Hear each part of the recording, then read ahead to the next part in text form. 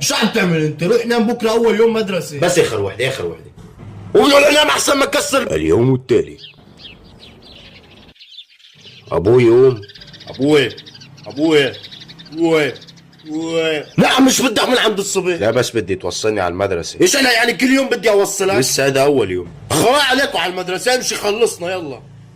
انا نفسي افهم ليش عم نبعتك على المدرسة، انا متأكد انت عم تروح تستهلك اكسجين من عندهم عم ترجع لنا مرة تانية، ولا وكمان عم ندفع عليها مصاري.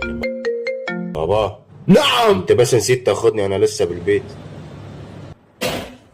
انا نفسي افهم اصلا نحن ليش عم نبعتك على المدرسة، يمكن حتى اسماء الانبياء مالك حافظان، عدد لي 5 اسماء من الانبياء يلا. ما اكيد ما بتعرف انت، ما بتعرف انت بس رح تروح تتسلى بالمدرسه وتقضي لي اياها طول اليوم على الموبايل. طيب انا ما عندي جدني كمان لك انا الحق علي لك، كان لازم احطك في الحمام واشغل عليك السيفون تروح هيك معخر الكليب في السيفون. أبوي. ولك لا مش بدي. لا انا بس نسيت الشنطي بالبيت.